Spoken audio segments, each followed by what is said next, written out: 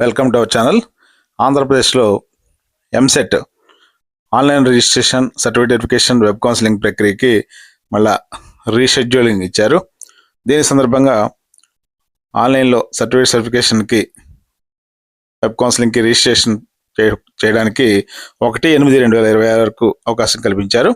Certificate వెరిఫికేషన్కి 2/8/2026 వరకు, web options పెట్టుకోవడానికి 3/8/2026 వరకు అవకాశం ఉంది. అలాగే ఆప్షన్స్ని చేంజ్ చేసుకోవడానికి 4/8/2026 వరకు అవకాశం ఇచ్చారు. అలాగే సీట్ అలాట్మెంట్ 9/8/2026 అనౌన్స్ చేస్తారు. వీటికి సంబంధించి సెల్ఫ్ జాయినింగ్ రిపోర్టు, అలాగే కాలేజీలో రిపోర్ట్ చేయడానికి 10 నుంచి 15వ తేదీ ఆగస్టు వరకు అవకాశం ఉంది. ఈ క్లాసెస్ 10/8/2026 నుంచి ప్రారంభమవుతాయి. ఇక మరొక ప్రకటన చూసినట్టయితే, విద్యా ఉద్యోగ సమాచారంలో రెండవది, జవహర్ నవోదయ విద్యాలయాల్లో 6వ తరగతి ప్రవేశానికి ఆన్లైన్ దరఖాస్తు ప్రక్రియని ఒక వారం రోజుల పాటు పొడిగిస్తున్నట్టు ప్రకటించారు. మొదట ప్రకటించినట్లుగా 31/7/2026 తేదీ వరకు ఆన్లైన్లో ఈ 6వ తరగతి ఎంట్రన్స్ కోసం అప్లై చేసిన అవకాశం ఉండగా, విద్యార్థుల విజ్ఞప్తి మేరకు 7/8/2026 వరకు ఈ అవకాశాన్ని కల్పించారు. అంటే వారం రోజుల పాటు ఈ లాస్ట్ డేట్ని ఎక్స్టెండ్ చేశారు. ఎంట్రన్స్ పరీక్ష మాత్రం 28/11/2026 తేదీన జరుగుతుంది.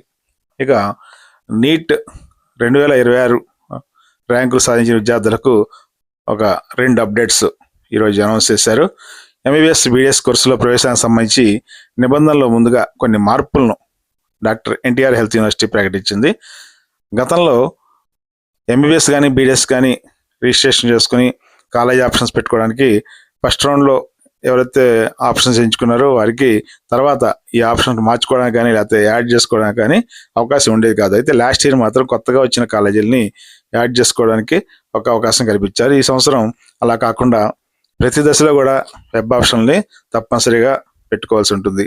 ఒకవేళ ఒక దశలో అభ్యర్థి కేటాయించిన కాలేజీలో సీటు పొంది చేరకపోతే తర్వాత దశ కౌన్సిలింగ్లో అదే కళాశాలను మరోసారి ఎంచుకునే అవకాశాన్ని కూడా కోల్పోతారు. గత 5 సంవత్సరాలకు పైగా అమల్లో ఉన్నటువంటి ఒకేసారి అన్ని దశల్లో ఉన్నటువంటి వెబ్ ఆప్షన్లు ఎంచుకునే విధానం వల్ల ఈ కొత్తగా మంజూరైన వైద్య కళాశాలలు వాటిలో ఉన్న సీట్లకు ఆప్షన్లు ఎంచుకోవడానికి విద్యార్థులు ప్రాబ్లం ఎదురవుతున్నందున ఈ కొత్త విధానాన్ని తీసుకొచ్చారు. అది తెలంగాణ రాష్ట్రంలో గత ఏడాది నుంచే ఈ విధానం అమల్లో ఉంది.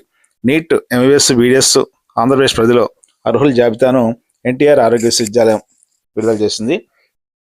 రాష్ట్ర కోటా కింద 80% సీట్ల ప్రవేశాలు పొందే విద్యార్థులకు త్వరలో ప్రవేశ నోటిఫికేషన్ని ఇష్యూ చేస్తుంది. అయితే దీనికి సంబంధించి గత సంవత్సరం వచ్చినటువంటి అడ్మిషన్ల ప్రక్రియకి సంబంధించిన ఆన్లైన్ ఈ వెబ్ ఆప్షన్స్ పెట్టుకున్నటువంటి అభ్యర్థులకి ఏ ర్యాంక్ వరకు సీట్ వచ్చిందనేది కూడా ఇందులో మనకి ఇప్పుడు చూచాయిగా ఇస్తున్నారు. అంటే ఈ సంవత్సరం మనకు వచ్చినటువంటి ర్యాంకుని బట్టి కళాశాలలో సీటు వస్తుందా రాదా అనేటువంటి ఒక అంచనాకి రావడానికి ఈ మాక్ ఎంట్రన్స్ కౌన్సిలింగ్ అనేది ఉపయోగపడుతుందని భావిస్తున్నాం.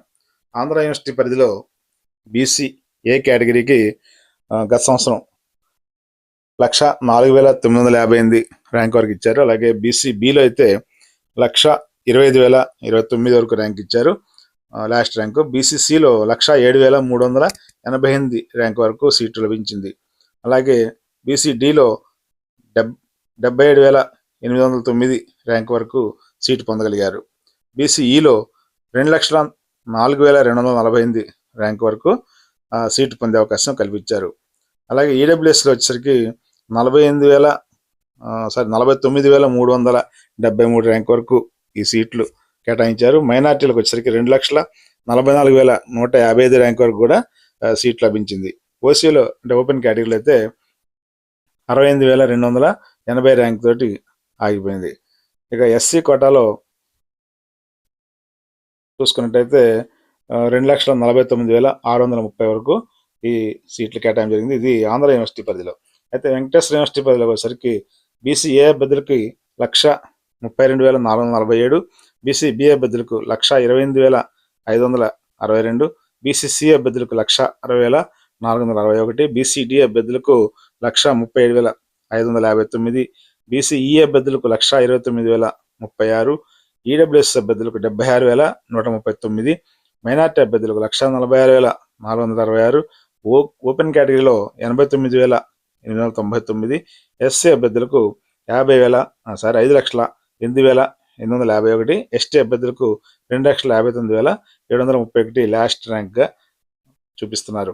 అలాగే రాష్ట్ర వ్యాప్తంగా అంటే ఇటువంటి లోకల్ నాన్ లోకల్ కాకుండా సిద్ధార్థ కాలేజీకి సంబంధించి 72,786 బీసీఏకి, బీసీబీలో 58,800, బీసీసీకి 1,07,830, బీసీడీకి 62,623, బీసీఈకి 1,01,206, ఈడబ్ల్యూఎస్కి 54,041, ఓసీలో 43,916, ఎస్సీకి 1,44,859, అలాగే ఎస్టీలో 2,23,293 ర్యాంక్ వరకు ఈ ఎంబీబీఎస్లో సీట్లు లభించడం అనేది జరిగింది.